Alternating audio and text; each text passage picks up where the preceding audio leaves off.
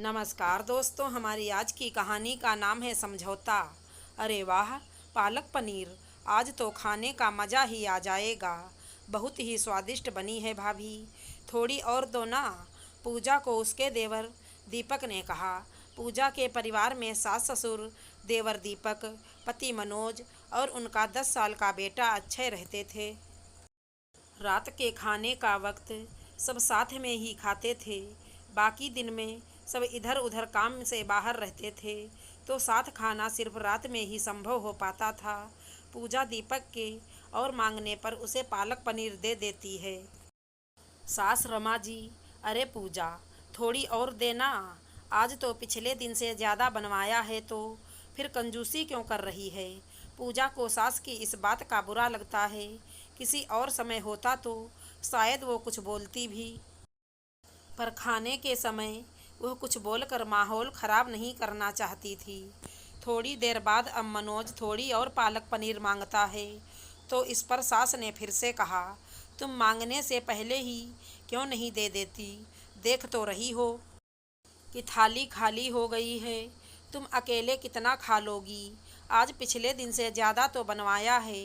पूजा फिर से चुप रहकर गुस्से का घूंट पी लेती है, क्योंकि उसे पता था अगर अभी वो कुछ कहेगी तो बात बढ़ेगी। फिर सारे लोग खाना छोड़कर उठ जाएंगे और बेकार में ही अन्न का अपमान होगा, जो कि वो नहीं चाहती थी। खैर, फिर सब खाने लगते हैं और इस बार रमा जी पालक पनीर मांग बैठती हैं।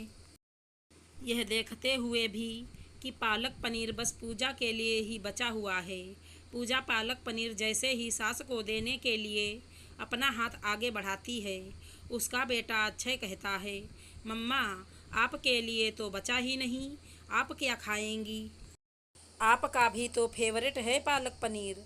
रमा जी, अरे लल्ला, अपनी माँ को इतनी बेवकूफ़ मत समझ। वो तो अपने लिए पहले से ही निकाल कर रखी होगी, क्योंकि इतना थोड़ा तो बनवाया नहीं था। पिछले बार से ज़्यादा बनवाया था इस बार पूजा और चुप ना रह सकी और वो कहती है, बस कीजिए मम्मी जी, पिछली बार से ज़्यादा बनवाई ज़रूर है आपने, पर मेरे लिए नहीं। इस घर में जब भी कुछ अच्छा बनता है, मुझे हमेशा बचा हुआ नसीब होता आया है। कभी कभी तो नसीब भी नहीं हुआ, पर इसमें भी गलती मेरी ही है। मेरे परिवार का पेट भर गया तो मेरा भी भर गया, यही सोचकर हमेशा समझौता करती आई, पर अब और नहीं। रमा जी, तो अब क्या करोगी? यह तो हर गृहिणी करती है, तुमने कुछ महान तो नहीं किया ना। पूजा, अब बनाने वाली भी जी भरकर और चटकारे लेकर खाएगी, और वो अलग तो अपने लिए ज़रूर निकालेगी, पर छुपाकर नहीं, सबके सामने। अब वह बचा हुआ नहीं, मिल बांट कर एक जैसा ही खाना खाएगी।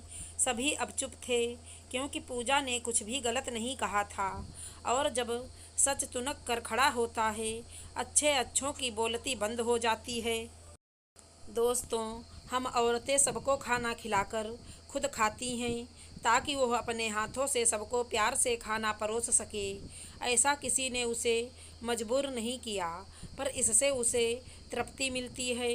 पर इसका मतलब ये नहीं कि वह जो बच जाए उसी से काम चला ले। अच्छा खाना किसे नहीं पसंद, पर हर बार उसी से समझौते की उम्मीद की जाती है। आशा करती हूँ हमारी कहानी अच्छी लगी होगी। धन्यवाद दोस्तों।